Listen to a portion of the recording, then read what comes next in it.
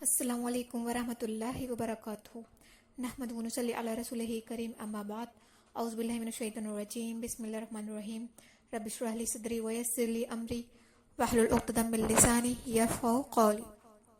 حضرت محمد صلی اللہ علیہ وسلم کی سنتیں پارٹ 5۔ سب سے پہلا ہے نماز کی عملی سنتیں۔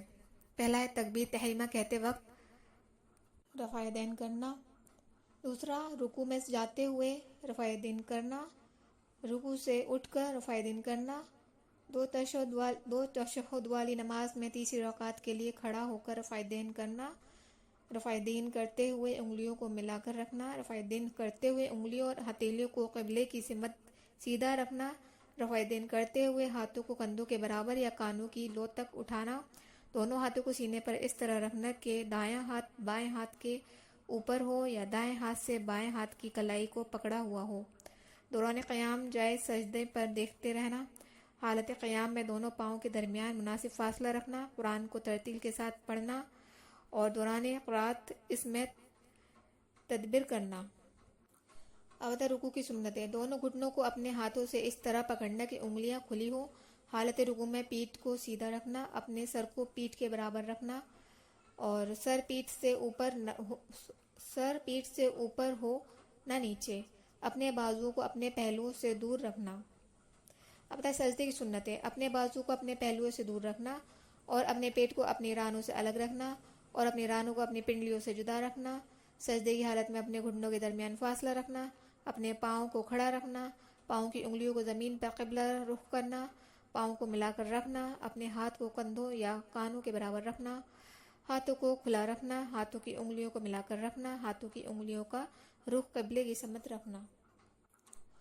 اب دو سجدوں کے درمیان جلسہ کی سنتیں۔ اس جلسے کی دو کیفیات ہیں، ایک یہ کہ دونوں پاؤں کو کھڑا کر کے ایڑیوں پر بیٹھنا اور دوسری یہ کہ دائیں پاؤں کو کھڑا رکھنا اور بائیں پاؤں کو بچھا کر اس پر بیٹھنا۔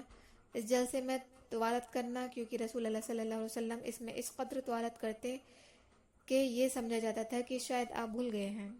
یاد رہے کہ پہلی اور تیسری رکعت میں دوسرے سجدے کے بعد دوسری اور چوتھی رکعت کے لیے اٹھنے سے پہلے بھی ایک جلسہ مسنون ہے جسے جلسہ استراحت کہا جاتا ہے، البتہ اس جلسے کی کوئی دعا نہیں۔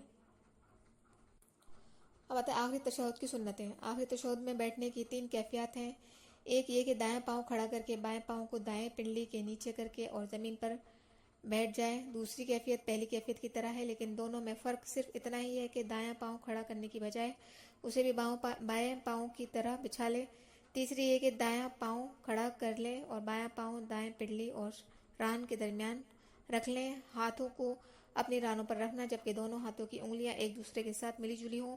تشہد میں خواہ پہلا ہو یا دوسرا اپنی انگشت شہادت کو حرکت دینا، اور اس کی کیفیت یہ ہے کہ دائیں ہاتھ کا انگوٹھا درمیان والی انگلی پر ایک گول دائرے کی شکل میں رکھا ہوا ہو اور اپنی نظر انگشت شہادت پر رکھے۔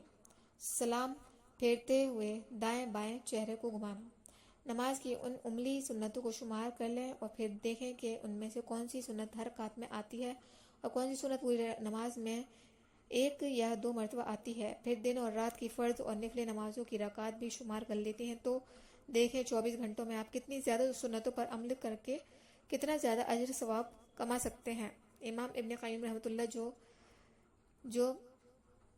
جوزیہ کا کہنا ہے کہ بندے کو اللہ کے سامنے دو مرتبہ کھڑا ہونا ہے، ایک نماز میں اور دوسرا قیامت کے روز، تو جو شخص نماز کی حالت میں اللہ کے سامنے کھڑا ہونے کا حق ادا کر لیتا ہے اس کے لیے قیامت کے دن کا کھڑا ہونا آسان ہوگا، اور جو شخص نماز والے قیام کا حق ادا نہیں کرتا اس کے لیے قیامت کے دن والا قیام بھی انتہائی سخت ہوگا۔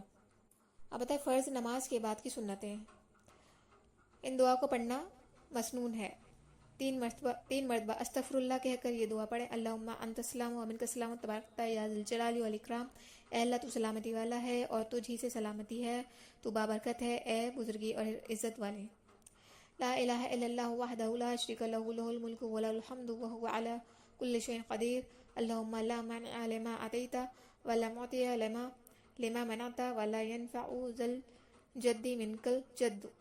اللہ کے سوا کوئی سچا معبود نہیں، وہ اکیلا ہے، اس کا کوئی شریک نہیں، اسی کے لیے ساری بادشاہت ہے اور اسی کے لیے تمام تعریفیں ہیں، اور وہ ہر چیز پر قادر ہے۔ اے اللہ جو تو دے تو اسے کوئی روکنے والا نہیں، اور جو تو روک لے تو اسے کوئی دینے والا نہیں، اور کسی بزرگی والے کی بزرگی تجھ کو فائدہ نہیں پہنچا سکتی۔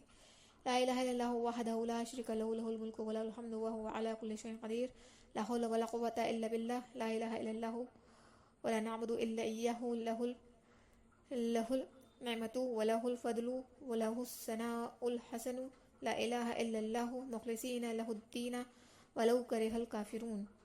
اللہ کے سوا کوئی سچا معبود نہیں، وہ اکیلا ہے، اس کا کوئی شریک نہیں، اسی کے لیے ساری بادشاہت ہے اور اسی کے لیے تمام تعریفیں ہیں، اور وہ ہر چیز پر قادر ہے۔ اللہ کی توفیق کے بغیر نہ کوئی برائی سے بچنے کی طاقت ہے اور نہ کچھ کرنے کی، اور اللہ کے سوا کوئی سچا معبود نہیں، اور ہم نے اس کے سوا کسی کی عبادت نہیں کرتے،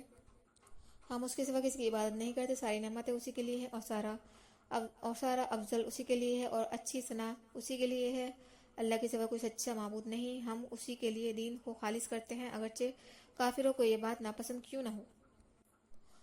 33 مرتبہ سبحان اللہ، 33 مرتبہ الحمدللہ، اور 33 مرتبہ اللہ اکبر، پھر ایک مرتبہ لا الہ الا اللہ وحدہ لا شریک لہ لہ الملک ولہ الحمد وہو علی کل شیء قدیر کا پڑھنا۔ ان تسبیحات کے فوائد: دن اور رات کی ہر نماز کے بعد ان تسبیحات کو پڑھا جائے تو پڑھنے والے کے لیے 500 صدقوں کا ثواب لکھا جاتا ہے، جیسا کہ رسول اللہ صلی اللہ علیہ وسلم کا فرمان ہے کہ ہر تسبیح سبحان اللہ صدقہ ہے، اور ہر تکبیر اللہ اکبر صدقہ ہے، اور ہر الحمدللہ صدقہ ہے، اور ہر لا الہ الا اللہ صدقہ ہے۔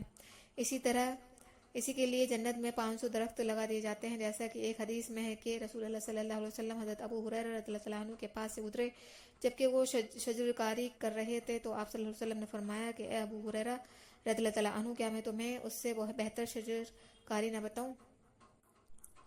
ابو ہریرہ رضی اللہ عنہ نے کہا کیوں نہیں اے اللہ کے رسول، تو آپ صلی اللہ علیہ وسلم نے فرمایا تو تم سبحان اللہ والحمدللہ ولا الہ الا اللہ واللہ اکبر کہا کرو، ہر ایک کے بدلے تمہارے لیے جنت میں ایک درخت لگا دیا جائے گا۔ جو شخص ان تسبیحات کو پڑھتا ہے ان کی غلطیاں چاہے سمندر کی جھاگ کے برابر کیوں نہ ہو معاف کر دی جاتی ہیں۔ ہمیشہ یہ تسبیحات پڑھنے والا شخص دنیا و آخرت کی ذلت اور رسوائی سے محفوظ رہتا ہے۔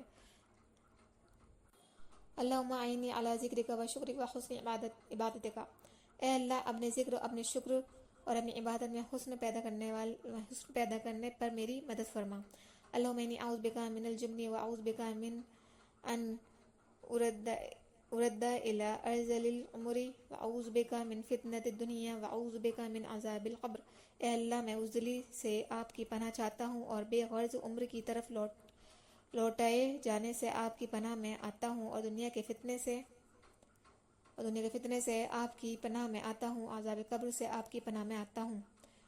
ربی قنی عذابک یوم تبعث عبادک، اے میرے رب مجھے اس دن اپنے عذاب سے بچانا جب آپ اپنے بندوں کو اٹھائیں گے۔ حضرت برا رضی اللہ عنہ کہتے ہیں کہ جب ہم رسول اللہ صلی اللہ علیہ وسلم کے پیچھے نماز پڑھتے تو ہماری خواہش ہوتی کہ ہم آپ کی دائیں طرف ہوں اور آپ صلی اللہ علیہ وسلم ہماری طرف متوجہ ہوں، تو میں نے انہیں یہ دعا پڑھتے ہوئے سنا، ربی قنی عذابک یوم تبعث عبادک۔ آخری 3 صورتوں کو پڑھنا۔ آیت الکرسی کا پڑھنا ارشاد نبی صلی اللہ علیہ وسلم ہے، جو شخص ہر فرض نماز کے بعد آیت الکرسی کو پڑھے، اس کے اور جنت کے درمیان صرف اس کی موت کا فاصلہ رہ جاتا ہے۔ فجر اور مغرب کے بعد 10 مرتبہ یہ دعا پڑھیں، لا الہ الا اللہ وحدہ لا شریک لہ لہ الملک ولہ الحمد یحیی و یمیت وہو علی کل شیء قدیر۔ اللہ کے سوا کوئی سچا معبود نہیں، وہ اکیلا ہے، اس کا کوئی شریک نہیں، اسی کے لیے ساری بادشاہت ہے اور اسی کے لیے تمام تعریفیں ہیں۔ وہی زندہ کرتا، وہی مارتا ہے، اور وہ ہر چیز پر قدرت رکھتا ہے۔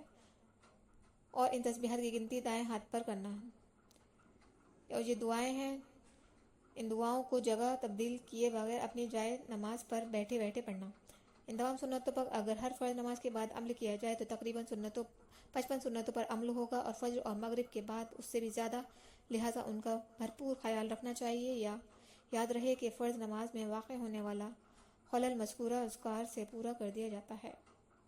اس کے آگے انشاءاللہ کل بیان کریں گے۔